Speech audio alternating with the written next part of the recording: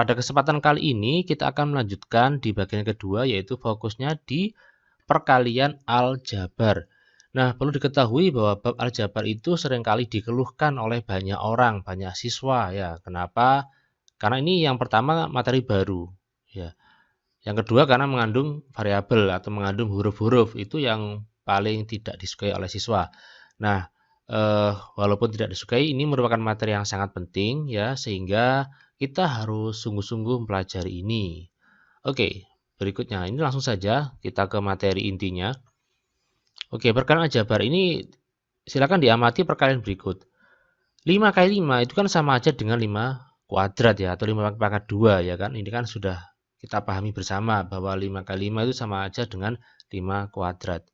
Nah, sekarang kalau 5-nya ini kita ganti dengan suatu variabel. Nah, misalkan saya ganti M.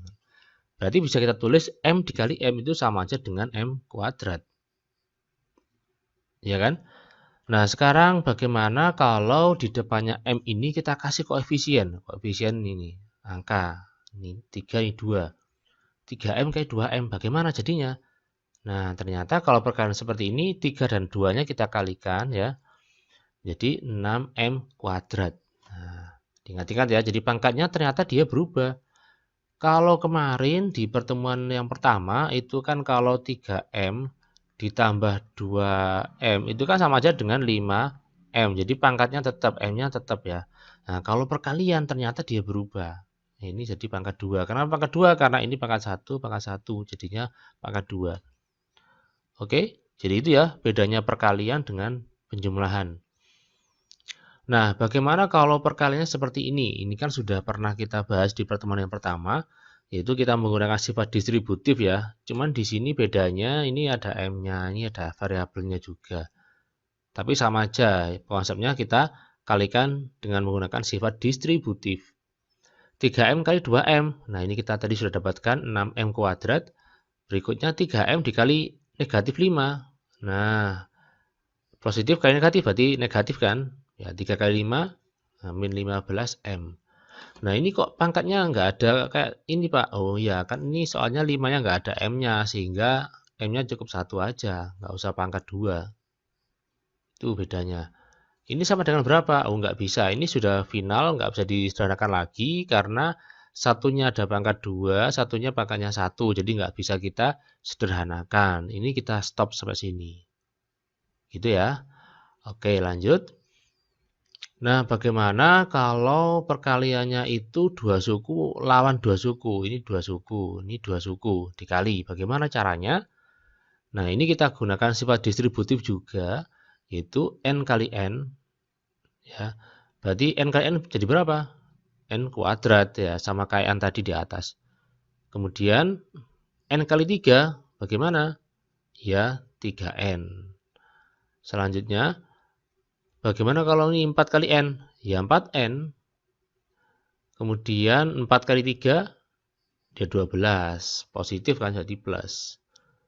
Nah, ini yang kita dapatkan ini, apakah ini sudah sederhana? Nah, ternyata belum. Kenapa kok belum? Karena ada yang bisa kita sederhanakan, yaitu apa? 3N dan 4N ini masih bisa kita jumlahkan. Ya, karena sama-sama N-nya sama-sama pangkatnya 1. Kalau dengan N kuadrat ini nggak bisa, nggak boleh. Oke, 3N ditambah 4N jadinya 7N. Nah, ini jadinya. Ini berapa, Pak? Ini sudah selesai, nggak bisa disederhanakan lagi ya. Karena dalam penjumlahan aljabar itu bisa dilakukan ketika suku-sukunya sejenis. Ini kan beda ya. Ini ada pangkat 2, ini pangkatnya 1, ini nggak ada N-nya. Jadi nggak bisa, ini sudah selesai ya. Selesai. Oke, gitu ya. Nah, berikutnya. Nah, biasanya untuk perkalian kan biasanya kita kan pakai silang ya atau pakai titik. Nah, untuk ini kalau ada lambang seperti ini ya, tulisan seperti ini, P plus 5 kurung, kemudian ini nggak ada apa-apanya, nggak ada tambah, nggak ada pengurangan, itu artinya perkalian ya. Ingat-ingat kalau nggak ada apa-apanya itu artinya perkalian. Kecuali kalau ada tambah ini berarti itu penjumlahan. Kalau nggak ada apa-apanya ini sudah mewakili perkalian. Nah, kalau perkalian berarti kita gunakan sifat distributif yang seperti tadi, yaitu P kali P kuadrat. P kali negatif 2, ya min 2P. 5 kali P, ya plus 5P, ya karena positif. 5 kali min 2, ya min 10. Nah, setelah itu kita cari apakah ada yang bisa kita sederhanakan. Oh, ternyata ada, yaitu ini. Min 2P ditambah 5P. Nah, hutang 2.000 dibayar 5.000. Berarti hutangnya kan sudah lunas ya kan? Malah plus ya, malah lebih, yaitu lebih berapa? Lebih 3.000 ya, lebih 3P. Makanya positif. Oke, jadi ini sudah selesai ya, sudah final. Nggak bisa disederhanakan lagi. Oke, contoh. Ya, berikutnya biasanya aljabar itu identik sekali dengan X ya. Kadang X, kadang Y, kadang Z, tapi yang paling sering itu X. Makanya ini sudah saya biasakan menggunakan X. Oke. Caranya sama, ini kita kalikan X kali X, yaitu X kuadrat. X dikali min 6, ya min 6X. Min 4 dikali X, ya min 4X. Ya gampang kan? Min 4 dikali min 6, nah ingat, negatif dikali negatif, maka menghasilkan positif. Positif berapa? 24. Nah, setelah itu, kita cek apakah ada yang bisa disederhanakan, yaitu ada ini. Min 6X dikurangi 4X. Min 6, min 4. Hutang 6.000, kemudian hutang lagi 4.000. Berarti hutangnya lebih banyak ya. Jadi berapa? Jadi 10 hutangnya. Berarti jadi min 10X. Nah, seperti ini. Silahkan dicermati ya. Nah, oke. Kita lanjut yaitu tentang pembagian aljabar. Pembagian aljabar ini merupakan materi yang cukup seru ya. Jadi saya tidak mengatakan cukup sulit ya, sulit saya ganti menjadi seru biar kita tetap semangat belajar. Jangan sampai kita terpengaruh dengan kata-kata sulit ya. Oke, lanjut. Seperti apa sih pembagian aljabar itu? Nah, oke, kita lanjut di berikutnya tentang pembagian aljabar. Oke, kita amati pembagian berikut. Kalau ada soal ya, ini pembagian saya tulis jadi per kan sama aja kan ya. P pangkat 5 dibagi dengan P pangkat 3. Ini kan juga merupakan bentuk aljabar ya, karena ada variabelnya, yaitu variabel P. P pangkat 5 dibagi P pangkat 3. Jadinya bagaimana ya kalau dibagi?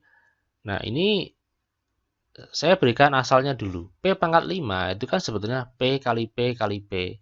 Seperti ini, sebanyak 5, karena P-nya pangkat 5. Sedangkan P pangkat 3 berarti P-nya ada 3. P kali P kali P. Nah, karena ini pembagian, maka boleh dong kita bagi, kita coret ya. Kita coret ini ya, sama berarti satu-satu kan. Nah, ini kita coret, maka akan tersisa P kali P saja. Nah, P kali P tentu menjadi P kuadrat ya kan, atau P pangkat 2. Nah, sekarang kita amati. Nah, ini 5, ini 3, ternyata menjadi 2. Kira-kira diapakan ya? Nah, betul, ternyata dikurangi. Pangkat ya, kalau itu dibagi maka akan menjadi dikurangi 5 dikurangi 3, jadinya 2 ya. Oke, seperti itu. Contoh lagi. 12M pangkat 6 dibagi 24M kuadrat. Nah, tentu nanti pangkatnya, ini kita bicara pangkat dulu ya. Ini M pangkat 6, ini M pangkat 2. Berarti nanti menjadi M pangkat berapa? Yaitu M pangkat 4. Dari mana 4? Yaitu dari 6 dikurangi 2. Nah, sedangkan yang 12 sama 4 ini jangan dikurangi. Ini benar-benar dibagi. 12 dibagi 4. Ya, ini bukan dikurangi ya, tetap dibagi. Ini jadinya berapa ini? 3. M-nya jadi pangkat berapa? Pangkat 4. Ya. Karena dikurangi 6 kurangi 2. Jadinya seperti ini. Oke? Bisa dipahami ya? Lanjut lagi. Nah, pengurangan tadi itu berlaku jika variabelnya sama. Kalau variabelnya tidak sama ya tidak boleh. Berarti bagaimana? Berarti ya kita harus mencari yang sama. Contohnya di berikutnya ini. Ya. 6 bagi 3 berapa? 2. Ini X pangkat 3 dengan X pangkat 2. Jadi X sama X, Y sama Y. Jangan X sama pangkat 3 dengan Y pangkat 2, nggak bisa. Jadi harus sesama variabel yang sama. Oke, langsung saja 6 bagi 3 yaitu 2 kan. X pangkat 3 dibagi X pangkat 2 kan dikurangi 3 pangkat 3 dikurangi 2 kan 1. Lah Pak, ini kok nggak ada pangkatnya? Ada. Jadi kalau tidak ditulis itu artinya pangkatnya itu adalah 1. Cuman memang kesepakatan kita itu nggak ditulis. Jadi bukan 0 ya. Kemudian yang Y pangkat 5 dibagi Y pangkat 2. Berarti pangkatnya kita kurangi 5 dikurangi 2 yaitu 3. Nah, kayak gitu ya. Mudah ya? Ya, semoga bisa dipahami ya. Kita akan lanjut di contoh-contoh yang lebih bervariasi lagi. Oke, sekarang bagaimana? Kalau tadi kan, kalau kita lihat, ini saya hapus dulu ya. Kita hapus. Tadi kalau kita lihat, itu yang atas kan tidak ada, ini kan hanya satu suku. Ini namanya satu suku.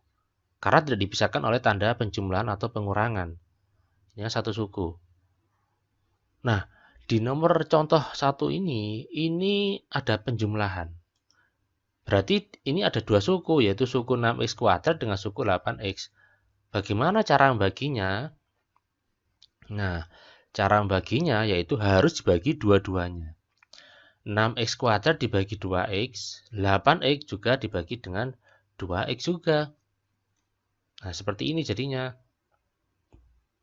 Bisa dipahami ya? Oke, sekarang tinggal kita bagi 6 bagi 2 ya. 6 bagi 2, 3. X pangkat 2 dibagi X. Pangkatnya X pangkat 1. Ini nggak ditulis satunya. Setelah itu yang di sini 8 bagi 2 kan 4. X bagi X. Habis ya. Jadi kalau sama kan dicoret-coret aja habis. Atau X pangkat 0 sebetulnya. Tapi nggak ada. Jadi kalau X pangkat 0 itu sama dengan 1. Makanya nggak ditulis. Oke, coret-coret 8 bagi 2, 4. Nah, jadinya kayak gini. Jadi kalau ada penjumlahan atau pengurangan, artinya sukunya ada 2 ke atas. Ya ini kan sukunya ada 2. Itu nggak boleh kita hanya bagi salah satu saja. Sama aja kayak gini ya, sama kayak contohnya misalkan saya punya soal 8 ditambah 4 dibagi 2. Ini seperti ini harusnya jawabannya berapa ini? Ini kan 12 dibagi 2 ya kan? 6 kan? Nah, ini juga boleh kita pecah kayak gini. Ya, 8 bagi 2, 4 ditambah ini 2 kan? 6. Lah, sama kan ya? Jadi kalau pembagian seperti ini berarti intinya 8 bagi 2, 4. Ini sama ini 2 tambah 2, 6. Jadi gitu. Ditambah, dibagi dua-duanya, bukan salah satu. Oke? Semoga bisa dipahami. Kita lanjut. Nah, bagaimana Pak kalau sukunya banyak ya? Ini kan sukunya ada 3 ya. 1, 2, 3. Karena dia dipisahkan oleh penjumlahan dan pengurangan. Oke, nggak masalah. Jadi kalau dipisahkan seperti, kalau ada sukunya lebih dari 1 seperti itu ya kita harus pecah ya. Kita harus pecah, ini saya hapus biar tidak mengganggu pemandangan. Oke. Kita pecah jadi kayak gini. Jadi masing-masing kita bagi dengan 3x. Ya, nanti ada tipe yang lain ya. Jadi tipe ini yaitu ketika yang di bawah ini sukunya cuma 1. Sukunya 1. Jadi kita bagi semuanya. Oke, lanjut. Nah, ini kan X pangkat 3 ini kalau nggak ada apa-apanya artinya pangkatnya 1 ya. Jadi 3 kurangi 1 berapa nanti? Nah, 12 bagi 3 itu 4, X pangkat 3 dibagi X. 3 kurangi 1 ya 2. Oke, ini pangkat 1 juga. 6 bagi 3, 2. X kuadrat bagi X ya X. Nah, sekarang ini 3X bagi 3X berapa? Nah, jangan sampai ada yang bilang ini 0 ya. Hati-hati ya. Ini berapa ini? 3 bagi 3 ya 1. Bagi X ya 1. Ya sudah 1 berarti. Karena ini min, berarti ya min 1. Ingat ya, seringkali kita jumpai siswa itu kalau misalkan bilangnya sama, 6 bagi 6 berapa? 0. Lah, hati-hati ini 1 ya. Seringkali salah atau keliru atau terjebak ya, karena spontan biasanya langsung jawab 0. Oke, lanjut nomor 3.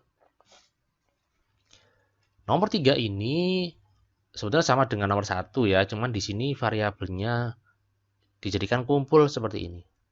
Tapi tipenya sama karena yang bawah ya, pembaginya ini, penyebutnya ini hanya satu suku.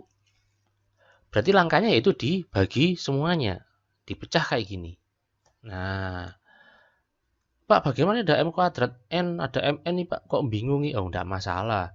Yang penting kita fokus ke sesama variabelnya. Kalau M ya dengan M, N ya dengan N. Nah, sekarang ini 10 dengan 5 ya. 10 bagi 5 berapa? 2 kan ya. Kemudian N-nya habis ya. Kemudian ini M kuadrat bagi M. Ini kan pangkat 1, berarti 2M pangkat 1. Cuman satunya nggak usah ditulis ya. Setelah itu ini 15 bagi 5, 3 kan. M ini dicoret. Tinggal N kuadrat bagi N. Ya, N. Sehingga jawabannya 3N. Ya, semoga nomor 3 ini bisa dipahami ya. Karena biasanya kalau mengandung variabel yang bertumpuk-tumpuk ini biasanya banyak yang pusing. Ya, semoga tidak lah. Terima kasih atas perhatian kalian. Mohon maaf atas segala kekurangan atau kelebihan atau mungkin tulisan saya yang kurang jelas ya, mohon dimaafkan. Saya akhiri, wassalamualaikum warahmatullahi wabarakatuh. Sampai jumpa.